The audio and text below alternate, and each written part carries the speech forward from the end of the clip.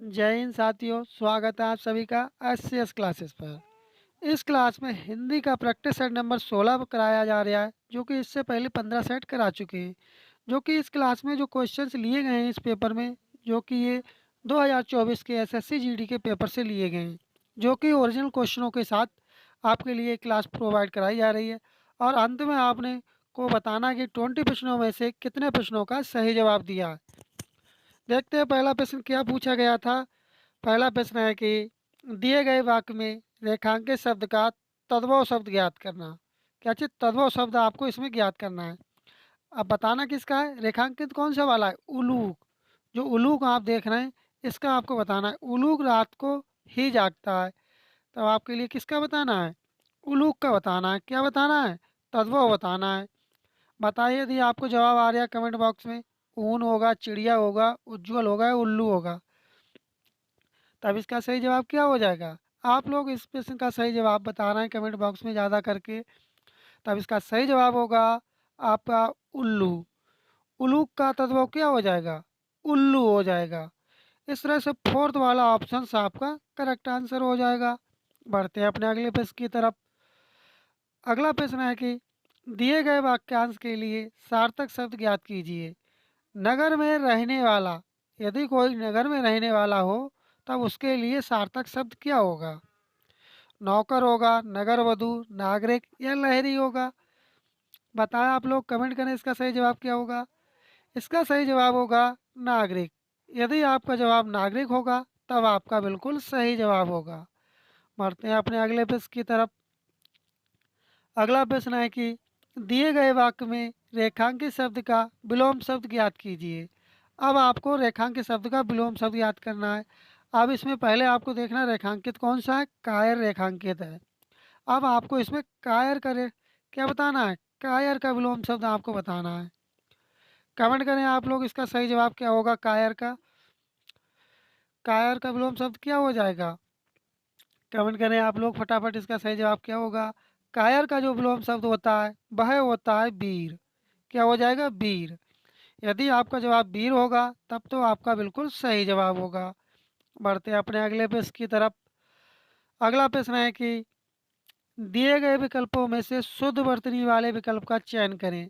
आपको शुद्ध वर्तनी वाले विकल्प का चयन करना है। प्रकृति स्वभाव से प्राणियों की सहचरी रही है। क्या पहला वाला सही है। पहला ही वाला ऑप्शन आपका सही है वर्तनी की दृष्टि से। यदि आपका जवाब पहला वाला ऑप्शन है तब आपका बिल्कुल सही जवाब होगा। आप यदि चैनल पर नए हो, अभी तक चैनल को सब्सक्राइब नहीं किए, तब आप चैनल को सब्सक्राइब कर लें और क्लास को आप लोग लाइक कर दिया करें, क्योंकि इससे हमारे लिए मोटिवेशन मिलता है।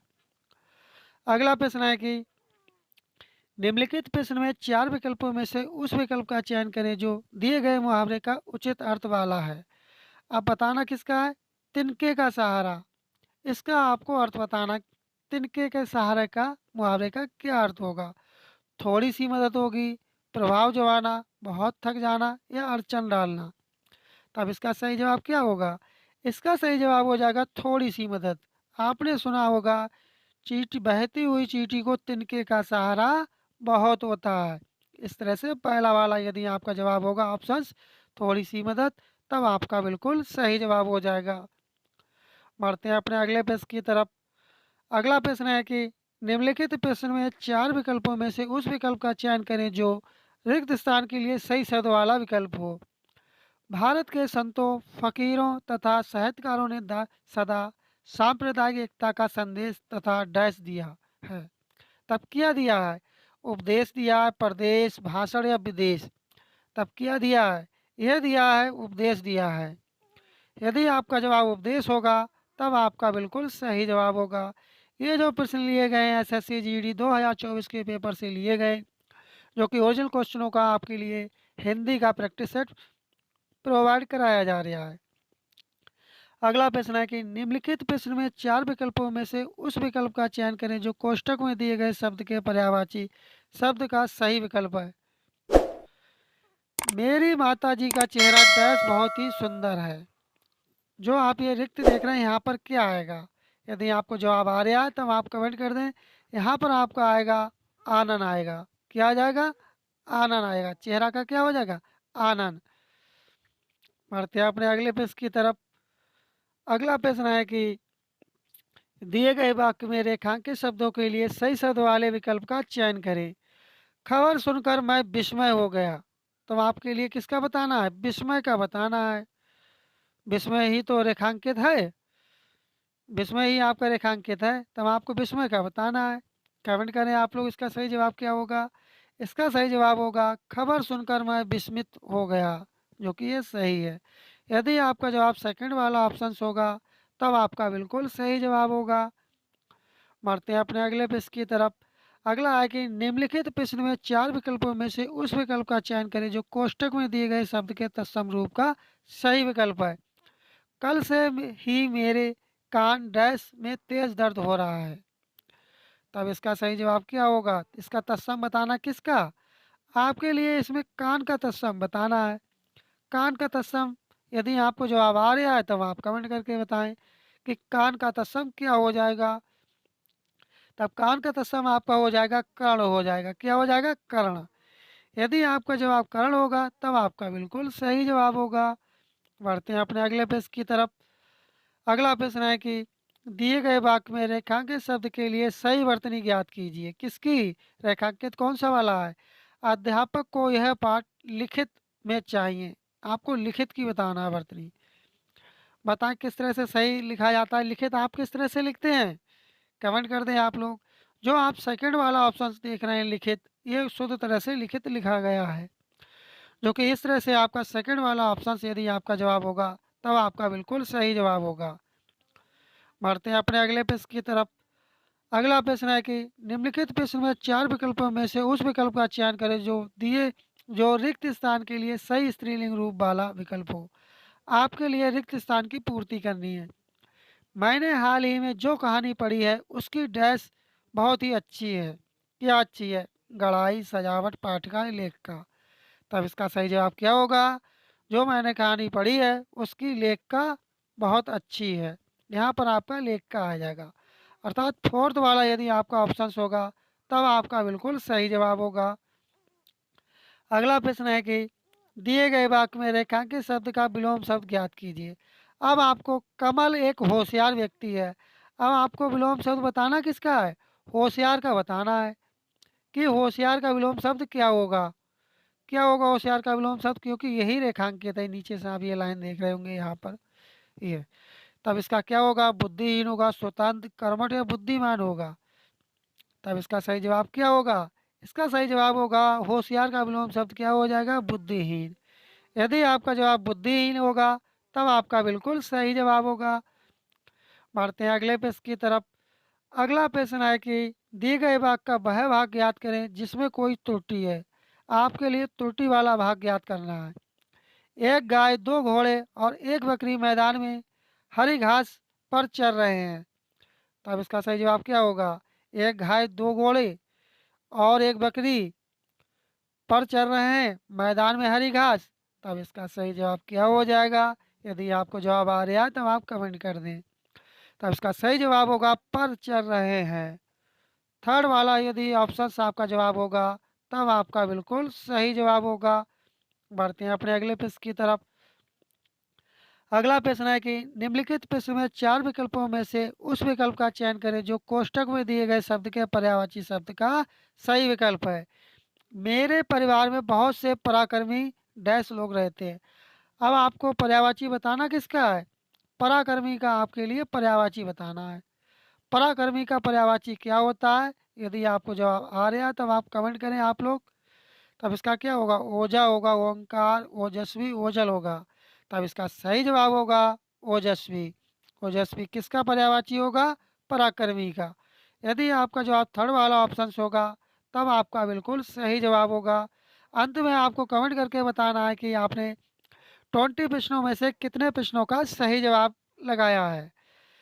अगला प्रश्न है कि निम्नलिखित प्रश्न में चार विकल्पों में से उस विकल्प का चयन करें जो दी गई लोकतिक का सही अर्थ वाला विकल्प हो।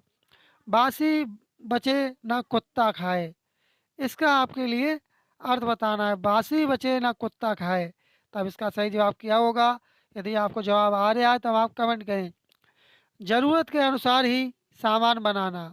पहला ही वाला ऑप्शन आपका यदि जवाब होगा तब आपका बिल्कुल सही जवाब होगा। बढ़ते हैं अपने अगले प्रश्न की तरफ। अगला प्रश्न है कि आपके एसएससी जीडी के पेपर में जो 2025 में होने जा रहा है या इससे पहले हुए थे, उनमें एक गद्यांश पूछा जाता है। उस गद्यांश से संबंधित 5 क्वेश्चन पूछे जाते हैं जो कि बहुत ही ईजी क्वेश्चंस आते हैं। यदि आप 10-15 प्रैक्टिस सेट लगा लेंगे तब उन्हीं से आपका काम चल जाएगा। तब देखते हैं इसका क्या है। रिक्त एक के लिए सबसे उपयुक्त विकल्प का चयन करें। धार्मिक व्यवस्था में ऐसे अनेक उदाहरण हैं जहाँ अत्यंत विषम डैश भी मानवता पर। तब यहाँ पर आपको बताना क्या आएगा।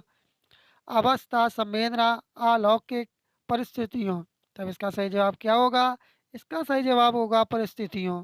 यदि आपका जवाब फोर्थ वाला ऑप्शन होगा तब आपका बिल्कुल सही जवाब होगा। बढ़ते हैं अपने अगले प्रश्न की तरफ।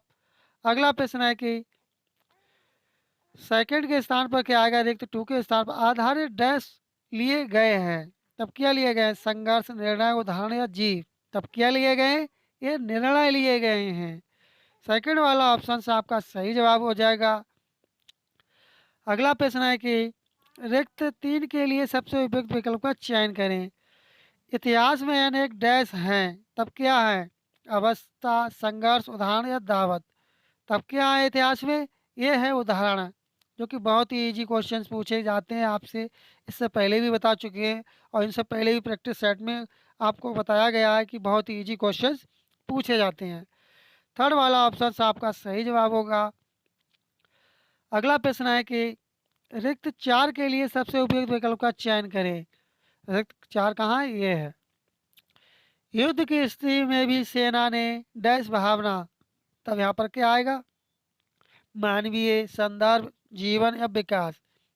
यदि आपको जवाब आ रहा है तो आप कमेंट कर दें। तब इसका सही जवाब होगा मानवीय।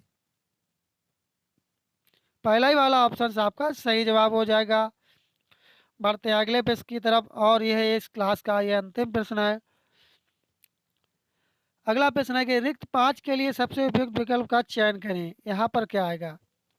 और भावना और डैश का उदाहरण प्रस्तुत किया है। किसने किया है। नैतिकता, उचित, मुद्दा या प्रारंभ।